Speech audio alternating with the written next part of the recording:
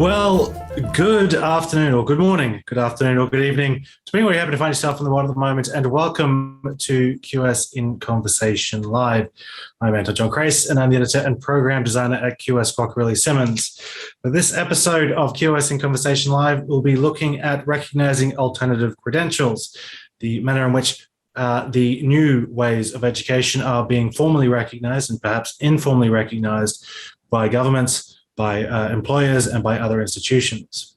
Before we get started, however, I want to take the opportunity to thank Tec de Monterrey for their support in this, as well as the Eurasian National University and Universitas Sebelas Maret, and of course, our partnership with Coursera for Campus.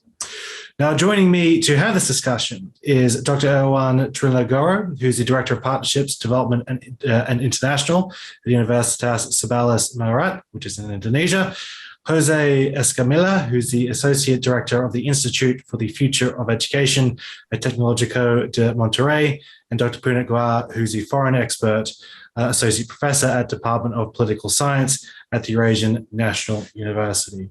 Now, prior to this, we had a conversation and we decided that what we wanted to do was start with some opening remarks. So to start us off, I'll pass over to José to give the first few remarks regarding his perspectives on recognizing alternative credentials. Over to you, José. Thank you, Anton. It's great to be here. Well, as you know, alternative credentials offers this opportunity to people to get recognized in the job market as capable of doing something that usually you have to have a university degree for that. That's why we call it alternative. Alternative to what? To the university degree.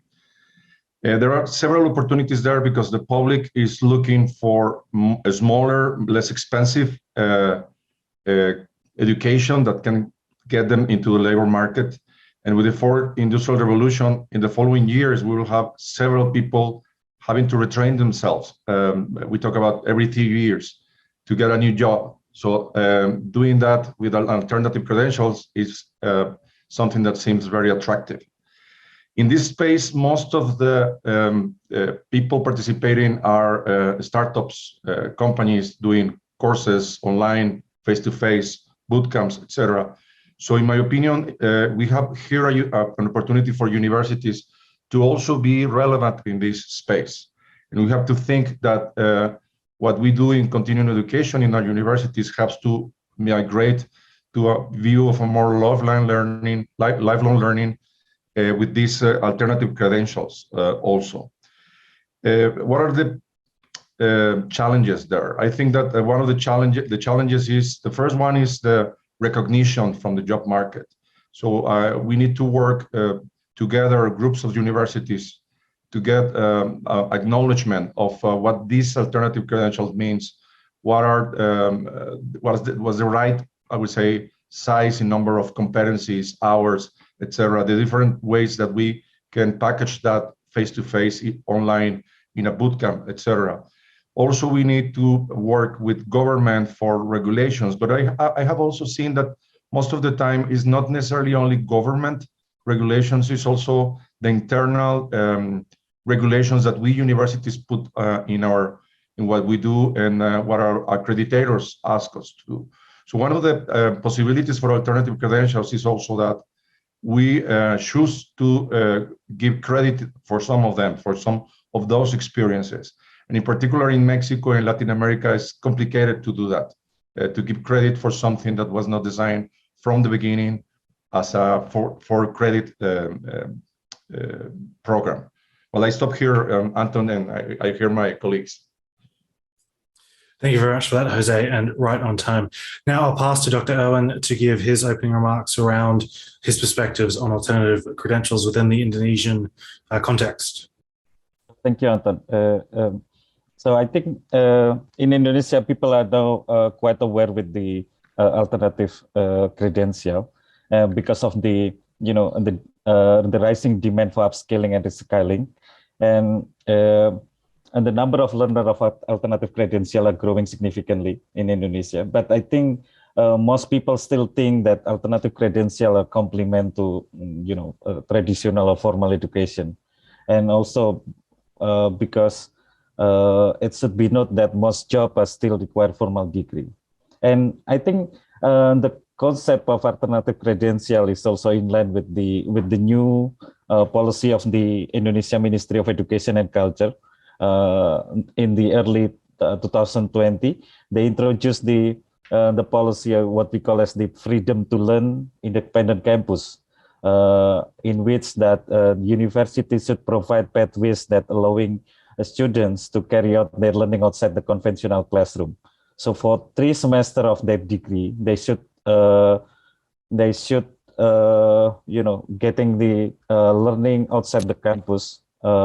It can be exchange in the overseas university, it can be internship, it can be teaching assistant, research assistant, humanitarian project, entrepreneurship project, rural community engagement, and the last one is independent study, which is also part of the alternative credential. So they can take the courses from the micro credential. So I think I will stop here. Thank you, Anton. Thank you very much for that, Dr. Irwan. And already we're about 8 minutes in, and we've got some interesting perspectives. José saying alternative credentials are alternative to university, but then also there's the alternative to formal recognition as well. Dr. Punit, I'll pass it over to you to round out the opening remarks before we move into the questions.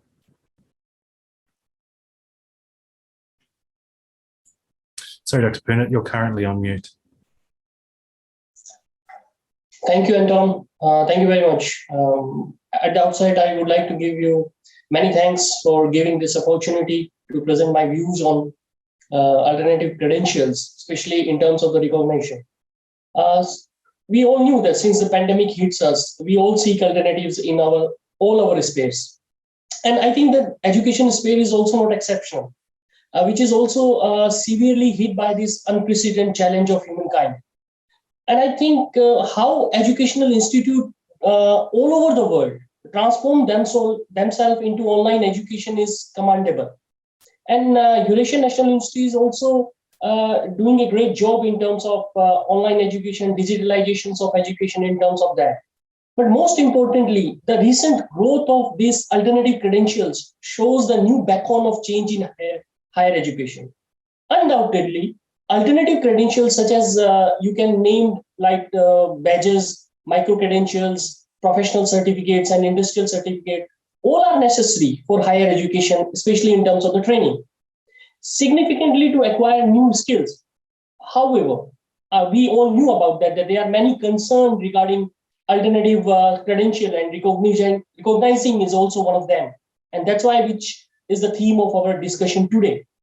And there are some points which I would like to, in my opening remarks, would like to give something is that the recognition alternative credential like traditional higher education, such as we have bachelor degree, master degree, and doctoral degree, is still far away, I think, in my point of view. And the alternative credential are also in the reach of conventional and prestigious institute, because due to their availability of digital platforms especially in the English language.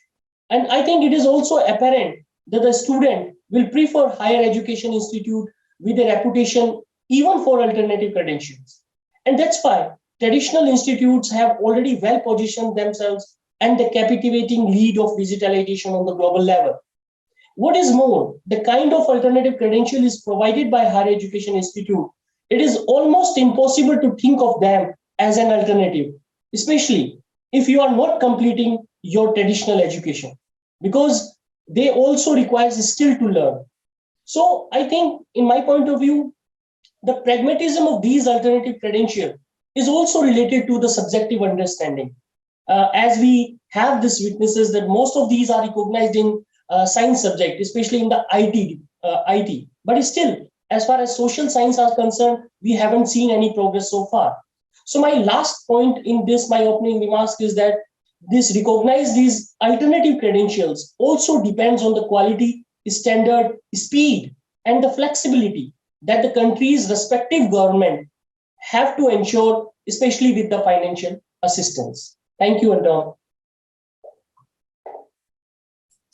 Thank you very much for that, Dr. Punit. And we've already covered quite a wide range of topics, even in such a short period of time. I do want to go back to some of the comments that you made eventually, Dr. Punit. especially around your comments that they are within reach of prestigious universities. But before we do that, we do have some other questions that we want to go through. If you, the audience, have any questions you'd like to ask any of the panelists or all of the panelists, feel free to use the Q&A box just at the bottom there. Alternatively, if you'd like to make a comment in the chat, we'd like to hear your comments as well. We've hit on a little bit already, and prior to this, we've had a number of conversations. But one question I have is, how well are alternative credentials recognized in your region of the world?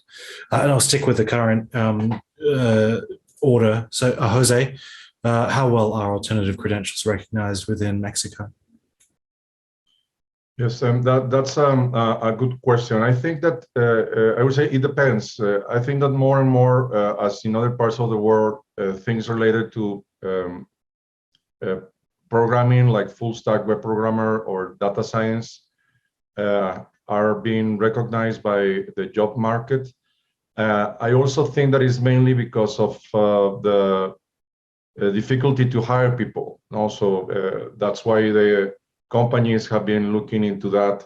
In our programs, we start to see that some of the most in-depth programs were the programs of choice for entrepreneurs at the beginning. Why? Because they hired themselves somehow, and they're looking for something that is quick, fast, and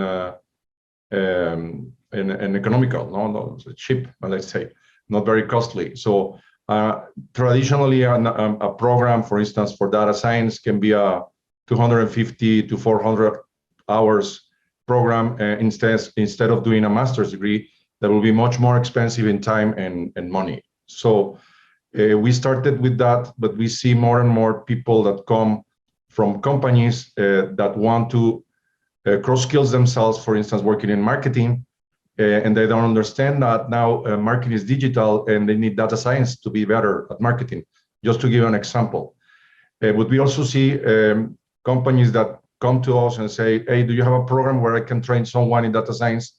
Because it's impossible to hire someone, or if I hire someone else take him because they are bouncing from one company to another. So that's what I think that the IT market or those markets where it's difficult to find people are the markets where people are starting to understand what an alternative credential is. But there is a problem also of naming or understanding. So how do you know that this program delivers a set of competencies that are right for doing a certain job? And that's something that we haven't solved yet in Mexico. So we are working around that. How can we have a group of universities, because I think working with the government will be more difficult, how we can have a group of universities that agree on a certain naming for those programs that represent alternative credentials, so that we start to send the right messages to our market, both the publics that we serve, the students, but also the companies that hire our students. Thank you very much for that, Jose. And again, quite rich, the possibility of the recognition internally of all institutions or a group of institutions. Dr. Irwan, what or how well are alternative credentials recognized in your part of the world? Yeah, thank you, Anton. So as I explained previously, the Indonesian governments, they realize about the importance of the closing the gap with the industry. So the ministry, they established their own platform to facilitate the micro credential. So the platforms, I think until today, it's already more than 350 courses included in the platform that built by the ministry, and the courses are provided by university. So university they provide the courses, but should be on the leading courses of the university, and it has to be involve the industry, and also there are structured courses in that platform. So they have to show the expected learning outcomes, and then the assessment, and so on and so forth. So I think and I think the government said that the platform should be bigger and bigger than the educational technology like Coursera and so on and so forth. So they have the target to to make the platforms built by the governments to be bigger and bigger in the future. So I think the Indonesia, especially the governments, they're very serious to closing the gap between the university and the industry by introducing the freedom to learn, and one part of them is the alternative credential. Thank you. Thank you. Just to clarify, you said the government is looking to build a platform itself bigger than Coursera, or is it looking to platforms that are big like Coursera? They build their own platforms. Yes. Okay, that's quite interesting. That's a very forward-thinking approach. Of course, in Singapore, there is the Skills Future program as well with the government credits too. Dr. Punit, how well are alternative credentials recognized within Kazakhstan? Sorry, Dr. Punit, you're currently on mute. Yes, one thing is very much sure, Anton, that Kazakhstan is placed in very initial stage as far as the credential is concerned, especially the alternative credential, and the kind of more education system is concerned in Kazakhstan with more focus on the internationalizations. And I think as far as industrial based education is concerned, which is mostly based on the skill performance, I think Kazakhstan, the Ministry of Education especially, is doing quite a good job in terms of to getting together the professionals and learners and the professionals. So it will be helpful for them to have that kind of, although they are still thinking in which way they can go into these directions. But still, at least they initiate this action to having this kind of connotation of having this training camps, starting the training camps in industries, and how these academics can join these training camps, and how this can be established a beneficial programs for not only for professionals, but also for the learners. In both ways, they are doing in the both ways, I think.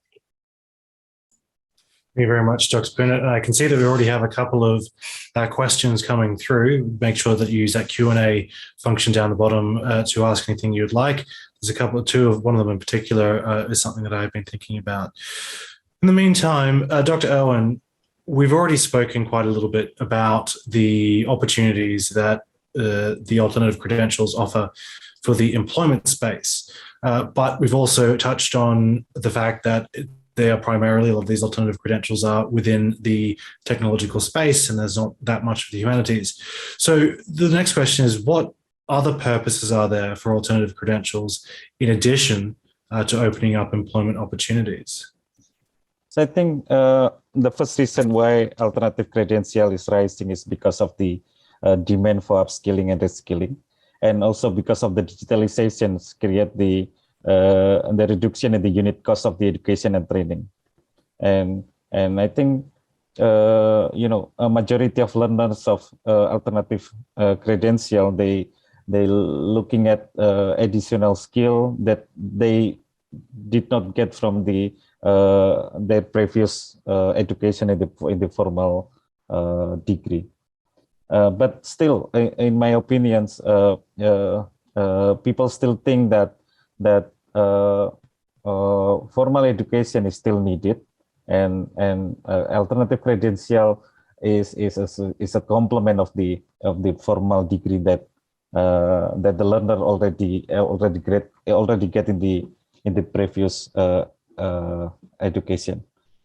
Thank you, Anton. If I can jump in, Anton. Yes, please. You mentioned that alternative credentials, if I understood well. We appear to have just lost Jose. Sorry, Jose, we just lost you for a second. Would you mind starting again? I'm safe. I'm sorry. Yeah, you just said that the IT job related alternative credentials are the most prevalent, but we also are seeing in our market, in our country, in our region, in Latin America, a couple of startups that are trying to disrupt the MBA. So what they offer is an MBA killer, I would say, so that it's not a degree, it's not a formal degree, and they try to offer the training that the MBA gives you without all the surplus that sometimes we think is important in universities. So they offer a program that is also shorter, that is smaller in time, and they bring people that is very relevant from industry or other universities. So the program is very attractive. I'm not sure about the credentials that people obtain, but I think that there's a space for other areas, not only IT, in alternative credentials, like business skills, which is a set of skills that is very needed right now. Yeah, Anton, same thing is there in the region which I belong to, in Kazakhstan especially. What we are going to start is a very unique kind of things that they are thinking. Still, they are in the process of thinking, and we already have the plan to have some kind of credentials in technological subjects with social science subjects. How can we amalgamate these two types of sciences, like social sciences, because for 1 year or so we can start with the social sciences, some programs, either it can be belongs to international relation, it can belongs to political science, sociology, as per se that the main course will be from the science subject, like IT will be there or any other sciences subject will be there, but it will also help them to understand the society. So that is also some kind of credential we can put into that. And we are trying our best to have these kind of programs in our universities also. Let's see how it will turn on. Exactly. Let's see how it turns out. I mean, let me offer up another alternative there.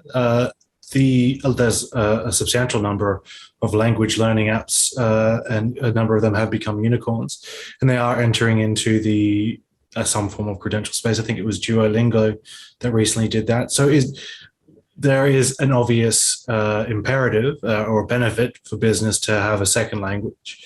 But do you see that sort of model where really it's sort of a New Year's resolution that people do an alternative credential, as it were, and get some sort of not alternative credential, that's the wrong term. They do a different form of learning something and then use a credential in some capacity to prove it. Jose, do you have any thoughts on that?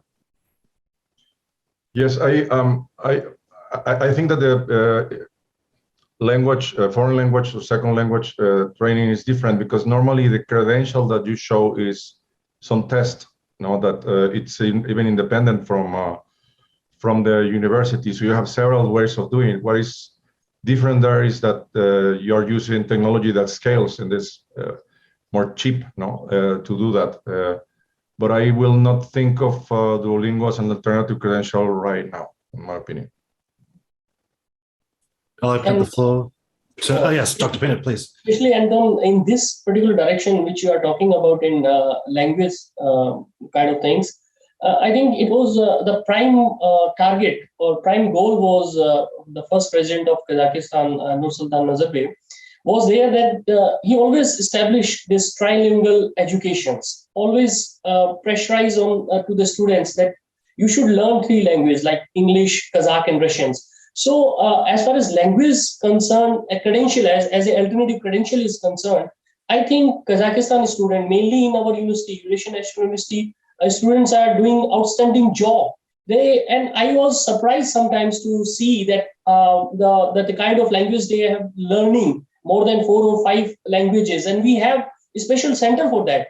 And I think this is also can help as far as if we are asking this question that how alternative credential can be useful in social sciences. I think this is the way in which we can have the importance of alternative credential in the social sciences subjects.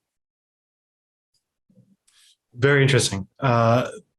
We are nearing the halfway mark. Jose has just shared a link within the chat to everybody. So please make sure you take the opportunity to click on that and download the report on the trends in alternative credentials.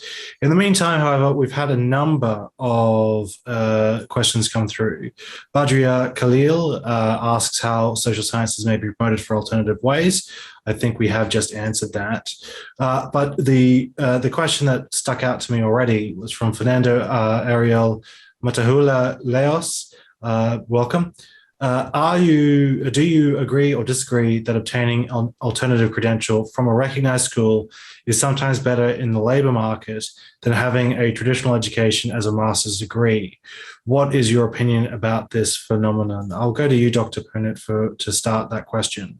I think it's an excellent question, because that is the dilemma which we are living always. That whether we should go for a short-term course as being alternative credentials, or we should go for a traditional education for a degree.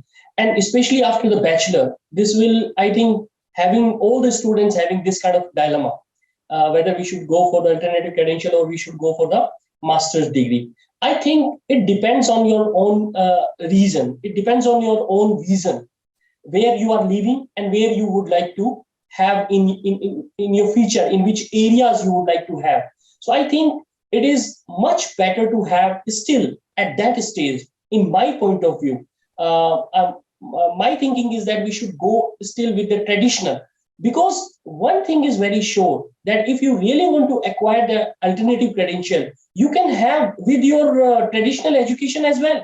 Nobody is going to stop you, because that is the importance. That is the, I think, advantage of this credential, alternative credential, is that you can have the parallel with your master's, with your PhD. You can have that. And this last 2 years or so, when we were facing this pandemic, I think I have myself done 2 or 3 courses on that platform, the various platforms, which is provided by the various university. So I think you can go simultaneously with that. This is my point of view. So, given the choice between masters or a alternative credential, your response is it depends on the mood, basically. Yeah, exactly. Yeah. Jose, please. Do you have any? Can I jump in also? Yeah. I will say which one is better or not. It depends on the person, on the context of that person, and it depends on what's your financial situation, your personal situation in that moment, what you want to do. And at the end, I think that the job market is migrating from not recognizing degrees to recognizing a portfolio of evidence of what you're able to do.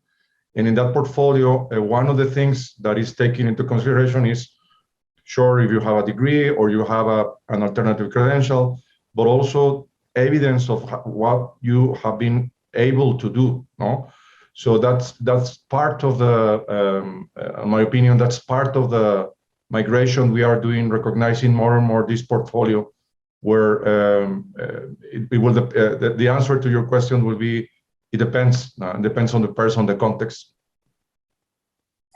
Dr. Irwan, what is your yes? Your I think the most important thing is about the skill and competencies. So if you think that the master degree provide more skill and competencies than the alternative credential, then go with the master degree. But if you think that the value that is obtained from the master degree is less than the money that you spend for investing in the master degree, I think you can go with the alternative credential. So, but yes, I do agree with Jose that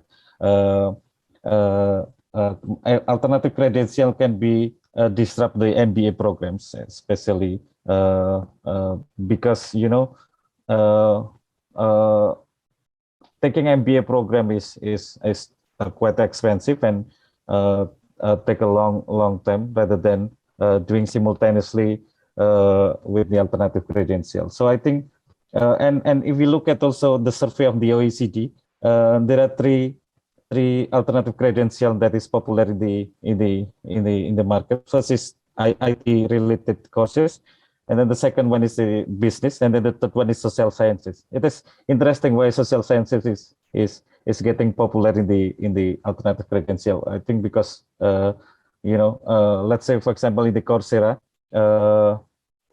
Yale University, they provide a good courses, which is the science of well-being. It is quite interesting, and many people are taking the courses in the Coursera. So thank you, Anton. Thank you very much, Dr. Irwan. And yes, the science of well-being, I've had a number of colleagues and friends that have taken that course and got a lot out of it. I'll stick with you, Dr. Irwan, because I think this has sort of provoked quite a bit of discussion around this. So far, again, we've spoken a lot about the workplace, but do you imagine that there's a point in time where a student could potentially stack a number of micro or alternative credentials, I should say, over the course of a number of years, and then have themselves a recognized undergraduate or even postgraduate degree? Doctor? Yes, hello. Yes. Do you see that the possibility that yes. They can be stacked in that way? Yes, but I think the problem is about the quality assurance and the structure of the recognition. I think we can start with the policy of the Indonesian governments. They start with combining between the classroom learning and then with the 3 semester outside the campus or freedom to learn. So for the foundation of the science, they have to be engaged with the traditional classroom, and then for the 3 semester, they can take the alternative credential and so on and so forth. So I think this is the good combination. So the foundation, they get the foundation of science and the discipline, and then the fifth, starting from the 5th semester, they can expand the skill and so on and so forth by taking the alternative credentials. And then the alternative credential is recognized in the curriculum of the degree programs. But I think all the degree programs, and they should change the expected learning outcomes, because the alternative credential giving multidisciplinary approach and perspective rather than single discipline. So I think faculty or school or degree program, they should things to change the expected learning outcome of the degree programs by including the multidisciplinary approach in the expected learning outcome. So I think I would suggest that combining between the traditional classroom with the alternative credential, and the combination can be a degree. Thank you, Anton. Thank you very much. From the very start of that, Dr. Irwan, you made the comment that it's around the government policy and the government recognition. Jose, do you have any other alternative perspectives on how alternative credentials could be used to create an actual degree? Yes. We have been working on that for a couple of years in our university to give credit to undergrad students, but also mostly to master's degree students for previous things they have done in our university in courses that are not for credit nor regular, either online, face-to-face, or in MOOCs. And one of the platforms that we use, Coursera, we're part of Coursera and edX, both of them. We have a couple of micromasters in edX, for instance, that you can take them into our executive MBA.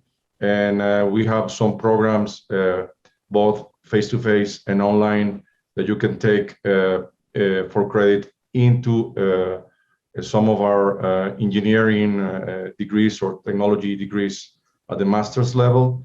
And we are in the process of redefining our internal regulations for that we call the flex path towards a degree in the university.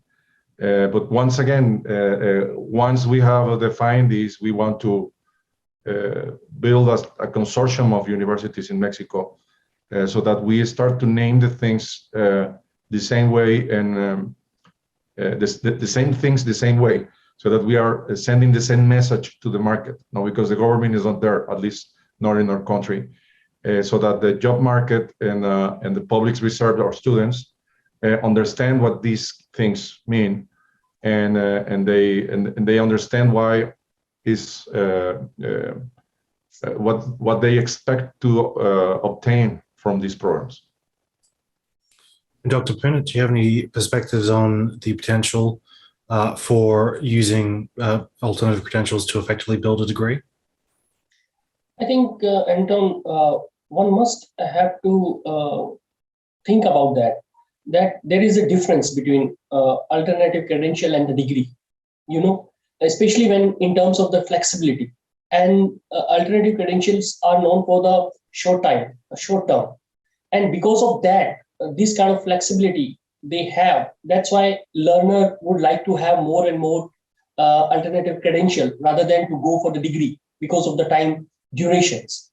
And what we can do if we really want to have the combination of alternative credentials into the degree or the assimilation of into the degree, as suggested by the previous panels, we can do is that we can have some credit of alternative credentials within the degree.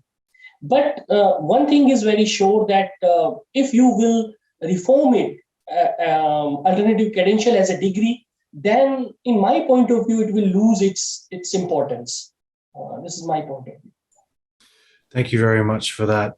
We've touched on a couple of times the need to ensure there's high quality and that alternative credentials meet a certain standard. I'll stay with you. My apologies, Dr. Punit, for the next question, which is what for you are the fundamentals that should be included when determining whether or not an alternative credential is of sufficient quality?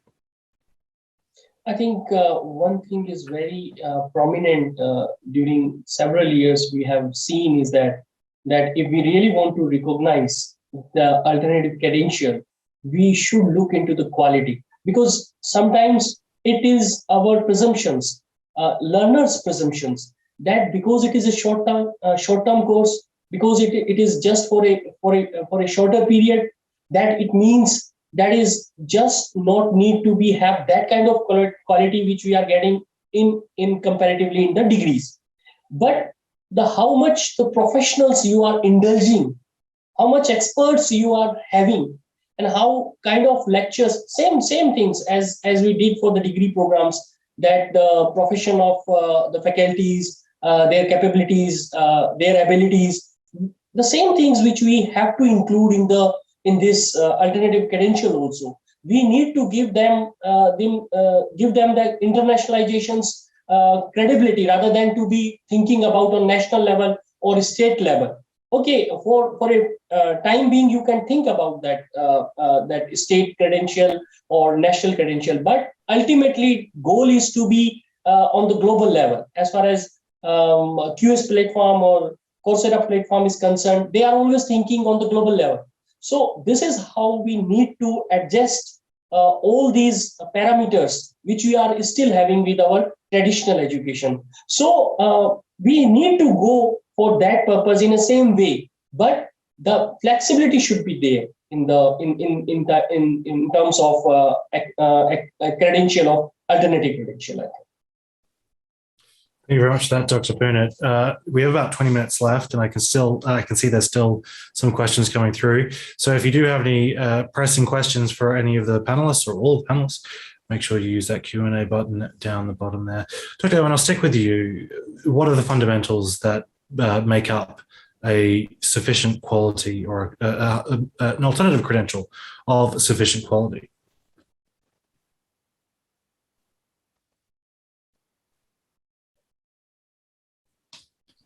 Dr. Irwan? Sorry. That's okay. So sorry, still mute. So I think, of course, the government should consider to establish the quality framework for alternative credential. I think because, the quality framework could protect the consumer who already invested their money to take the alternative credential. So I think the governments, it could start from the governments to create the quality framework for the alternative credential. But we have to consider also that the alternative credential has an important advantage because the speed of flexibility to respond the demand of employer. So it is not easy to make an arrangement of the quality assurance for the alternative credential. Yeah, but I think it should start from the governments. Thank you. Thank you very much. Well, alternatively, there is the argument that the speed at which alternative credentials can be created is a bit of a drawback. I am in the process of interviewing individuals for the upcoming QS Gen 6, which is on investment in EdTech. And one of the people mentioned that one of the issues with investment is that it can encourage people to copy existing sort of products very, very quickly, not necessarily up to the same standard. So I suppose that's an alternative perspective on that. Jose, what sort of fundamentals would you put into creating or recognizing an alternative credential of sufficient quality? Yes. Well, it has been said in this panel that government recognition, if I understood well, is necessary.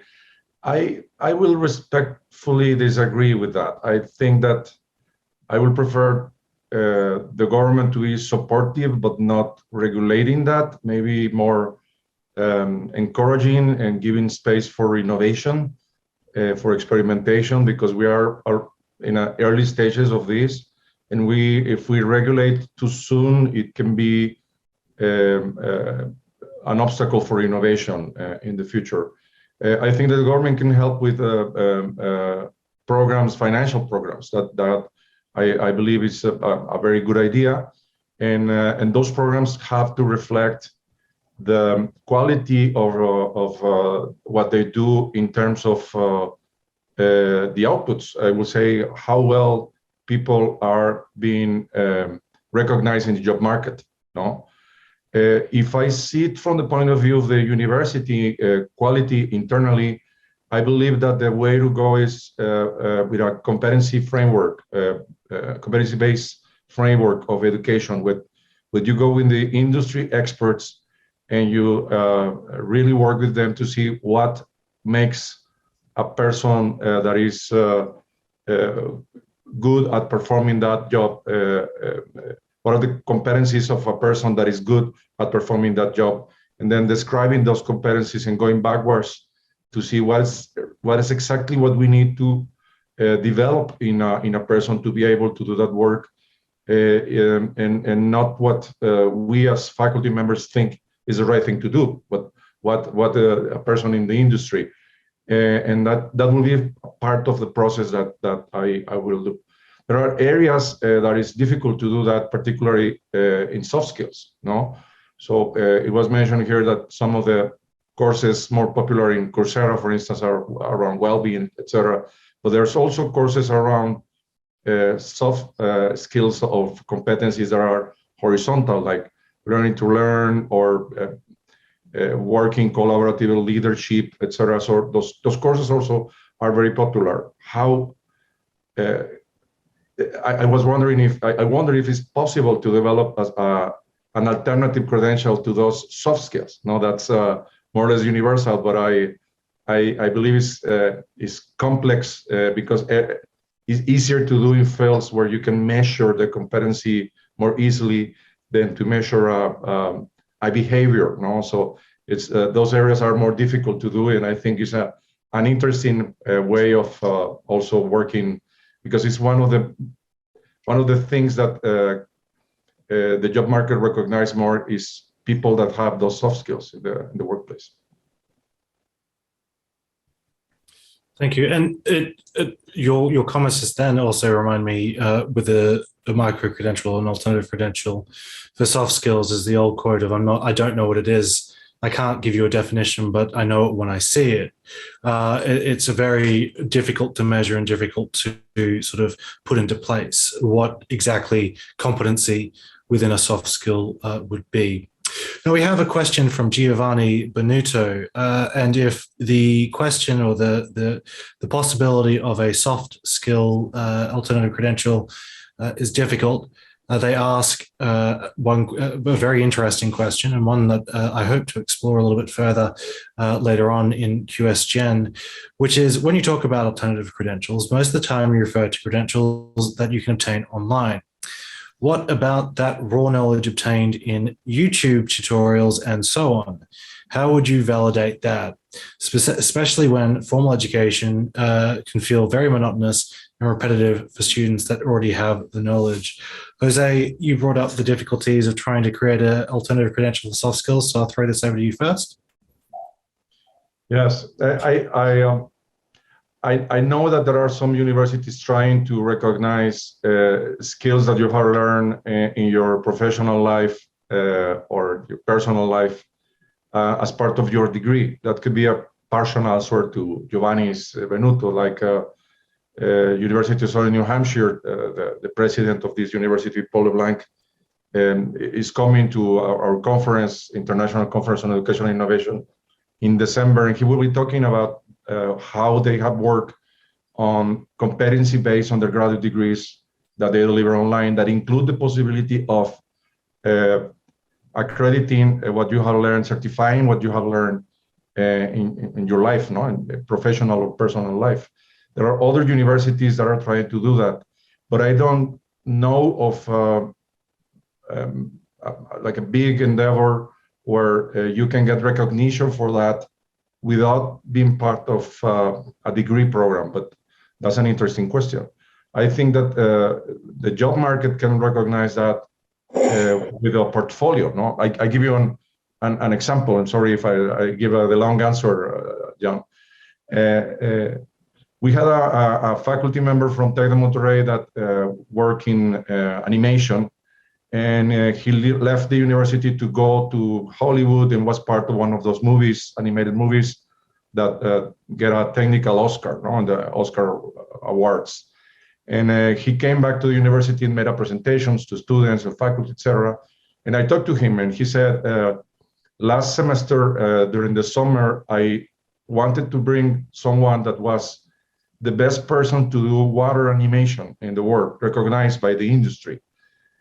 But he couldn't deliver the course during the summer because he has no degree. He's just a university dropout, no, not even the undergraduate degree. But that person is recognized because he's very good doing that. So maybe the answer to that right now would be, how good are you at performing that that task or that thing? And if you have a portfolio that can show that to the world, that can be an alternative to that. Thank you very much for that, Jose. Yes, Dr. Punit, any comments you'd like to add? Yeah, sure. Plus to that, one thing is very important to have in this discussions, especially for this question, is that there are so many apps which is already there as far as online education is concerned. And they are not only for higher education, they are starting from the nursery class to the higher educations. They are having their own tutorial, like one question which you are related with the YouTube. So they have their own links from YouTube. But another thing is that we are still taking them only alternative things, credential like that. Nobody is recognizing them as far as our traditional education is concerned. But it doesn't mean that they don't have the capability. They don't have the capacity to, in the future, they can apply for the recognition of also. And I think it is just a matter of time. I think within next 4 or 5 years or something like that, we can have some kind of mechanism where we can either it is YouTuber or app, any extra app for the education learner. We can also going to give them, and we have to, if we really want to advance our society in terms of the higher educations or ultimately on overall educations, we need to give them recognitions. And that all should become into the alternative credentials, I think.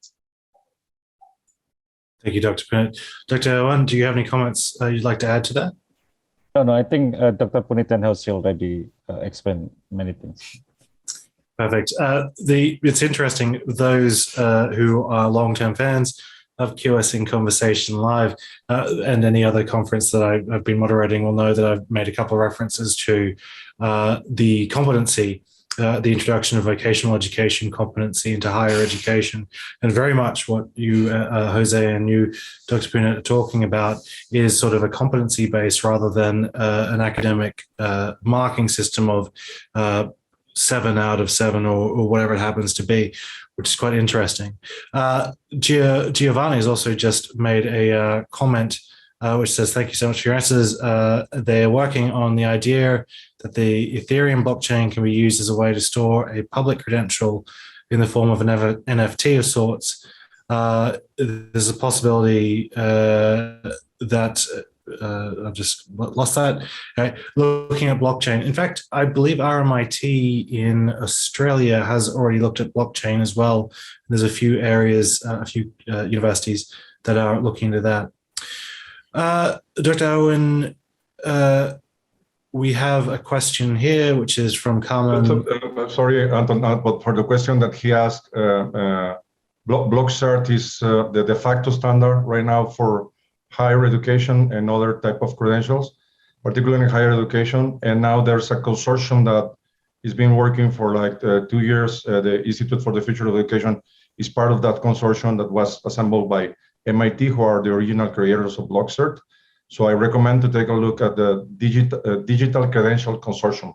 What they're doing is expanding the framework of BlockCerts that will be aimed at universities mainly, but also other kind of credentials. Thank you very much for that. And for the audience, I think the question is now being hidden, but the rest of it was the store of public credentials in the form of an NFT of sorts. This is a possibility I've heard in different sources, so I'm curious about your take on that. And we've shared a report. Now, the question was, what question was I looking at?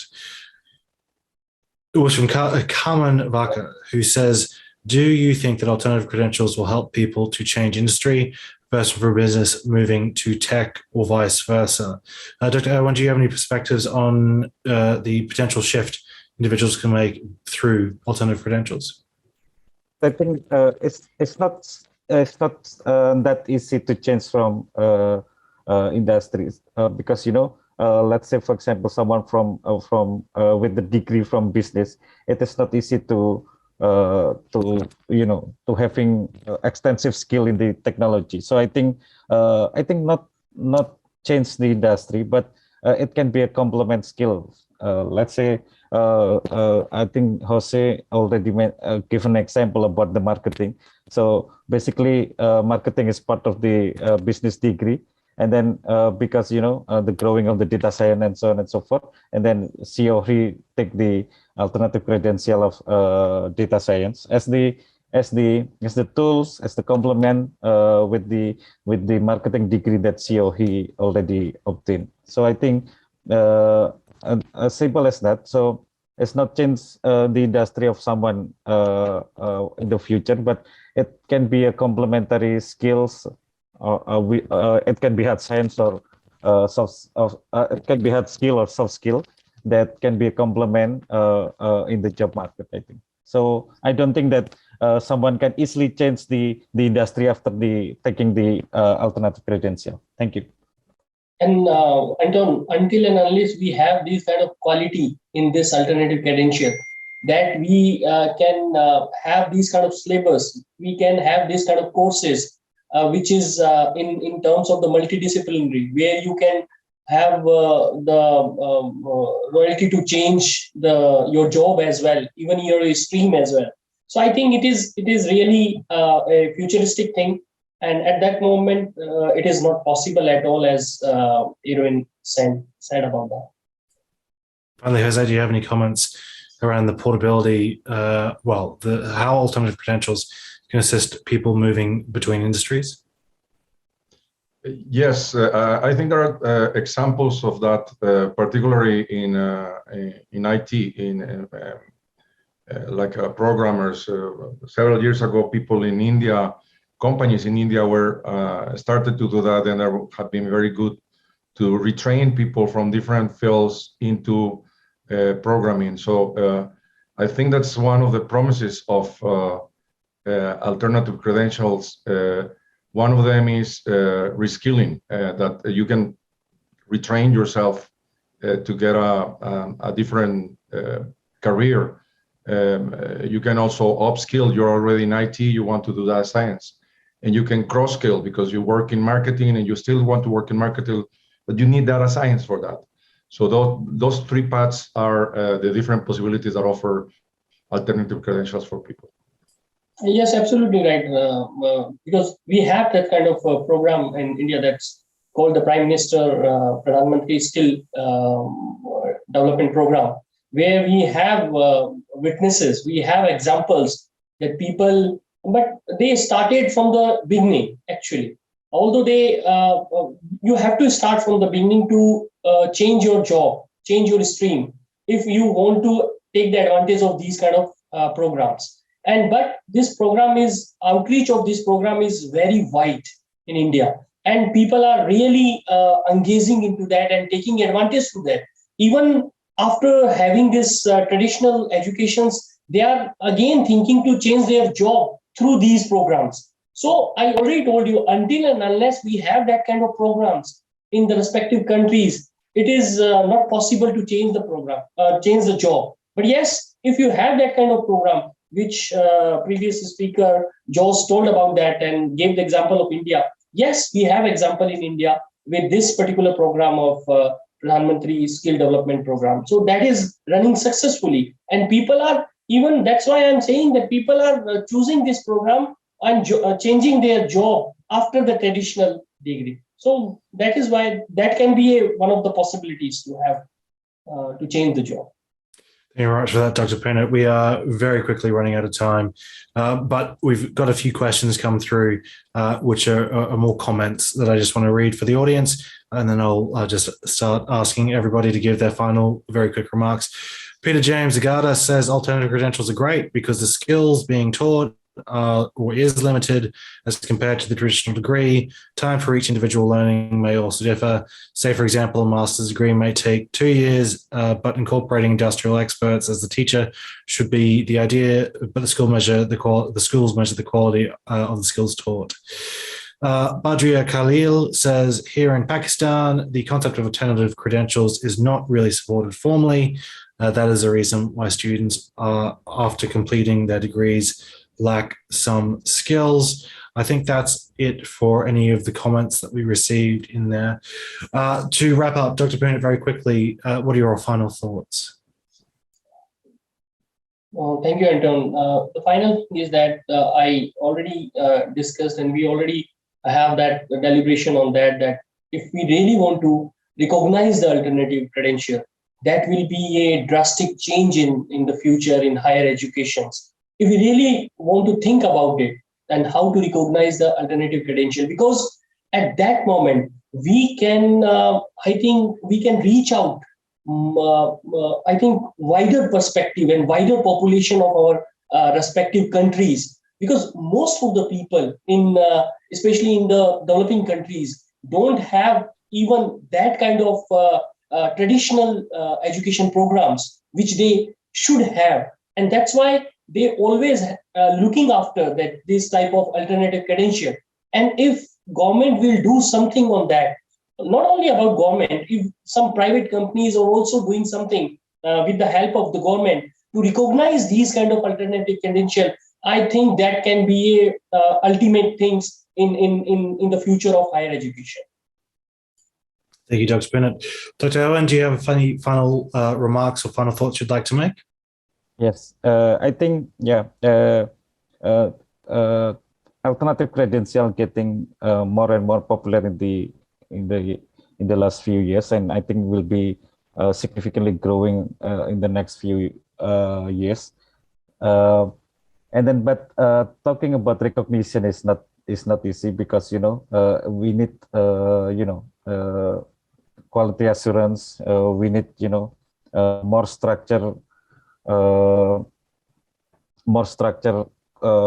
Quality framework to recognize the alternative credential. But I think on the other side, I think higher education institutions should be more innovative, should be more aware about the potential disruption because of the alternative credential. So this is a big challenge for university and other higher education institution to deal with this challenge. Thank you, Anton. Thank you very much, Dr. Owen. And that was one of the questions that we had pre-prepared, but unfortunately we've run out of time. I'll leave the final word to you, José. Do you have any final remarks that you'd like to make before we close out? Thanks, Anton.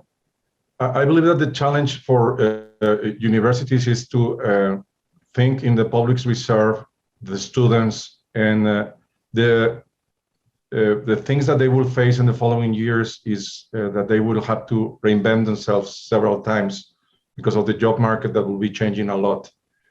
And that actually what we offer is a 4-year degree and continuous education. We cannot ask these students every time they reinvent themselves to a master's degree, for instance. So we have to start to look our students, to see ourselves as the learning partners of our students for the rest of our life, and thinking of a 60-year curriculum instead of a 4-year curriculum that is formed from degrees, alternative credentials, and all the types of formative actions. So there are other challenges, governmental, market, job related, etc. But I think that the main thing that we have to change is inside the university, how we see the way that we will interact with the students for the rest of our lives, not only for the 4 years they are with us. That's a great area to, that's a great point to end on. José, Dr. Owen, Dr. Punit, thank you very much for joining me. Thank you, Anton. And thank you very much to the audience for joining us as well. Now, one thing I always forget to say is that if you'd like to review this or see any of the other QS in Conversation lives, you can go to the website, which is behind me, that one there, www.qsinconversation.com. If you really like the sound of my voice, we also have a podcast where we have one-on-one conversations, interviews about various topics as well. There's one coming up about that's also with Tec de Monterrey's Vice Chancellor, about the work that's being undertaken within the Mexican country, and also the Latin America region. Finally, thank you once more to our sponsors, Tec de Monterrey, Eurasian National University, and Universitas Sebelas Maret. Thank you to our co-partner, Coursera for Campus. And thank you finally once more to José, Dr. Owen, and Dr. Punit. Have a great rest of your day or evening, as it is the case for a couple of us here. And we look forward to seeing you at Reimagine Education within the next week or so, or alternatively at our next QS in Conversation live event. Thank you very much and see you next time.